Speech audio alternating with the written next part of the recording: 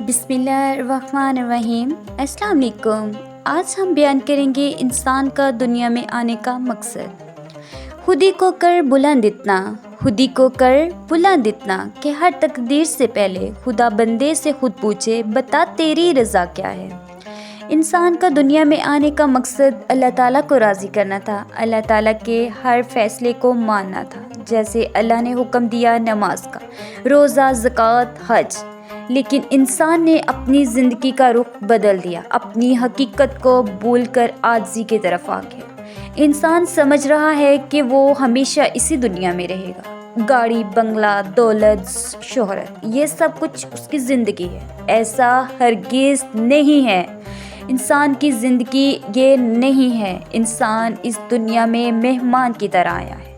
اپنی زندگی کو خوددارا، اپنی زندگی کو خوددارا، اپنی زندگی کو اللہ تعالیٰ کے دی ہوئی زندگی کو مت سمجھتے ہوئے گزاریں۔ یہ زندگی دوبارہ نہیں ملنی۔ جو دن اور رات تمہاری قبر میں ہے وہ اس دنیا میں نہیں ہے۔ تمہیں قبر میں ہر چیز کا حساب دینا ہوگا اور یہ تمہاری حقیقت ہے۔ اپنی زندگی کو حقیقت پہ لے کے آؤ، اپنی زندگی کی حقیقت کو سمجھو۔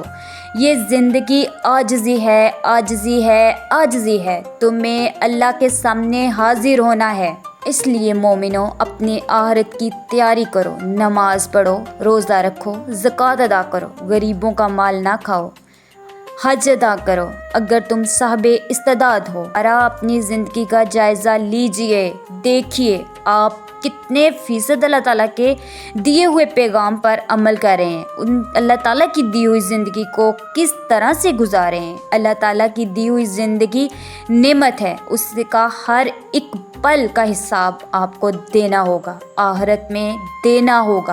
اے مومنو، تم تخت و تاج کے مالک ہو یا خزانوں کے؟ اے نادان انسان، تیری آخری حقیقت قبر ہے، تیری آخری حقیقت اللہ تعالیٰ کے سامنے حاضر ہونا ہے۔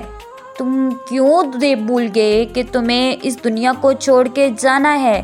یہ چند سالوں کی یا دنوں کی یا مہینوں کی زندگی، اس کے بعد تمہیں حساب دیں۔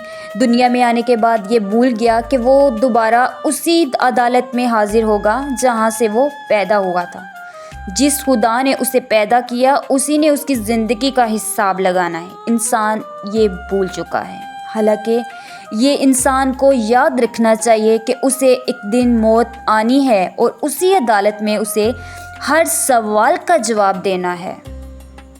انسان نے اس ذات کے سامنے حاضر ہونا ہے جس ذات نے اسے پیدا کیا، جس ذات نے اسے اس دنیا میں کسی مقصد کے تحت بھیجا۔ اے مومنو، آخرت کی تیاری کر لو۔ مہمان بھی کسی کے گھر جائے تو خالی ہاتھ نہیں جاتا۔ اے مومنو، اس ذات کے سامنے تمہیں پیش ہونا ہے، تمہیں اپنے ہر پل کا حساب دینا ہے۔ مومنو، اپنی آخرت کی تیاری کر لو، خدارا اپنی زندگی کو حقیقت پہ لے کے آؤ۔ اپنے پیارے حبیب کے صدقے اللہ تعالیٰ ہمارے گناہوں کو معاف فرمائے اور اللہ تعالیٰ ہمیں اپنی زندگی کو حقیقت کے مطابق گزارنے کی توفیق عطا فرمائے۔ آمین یا رب العالمین یا ارحم الراحمین۔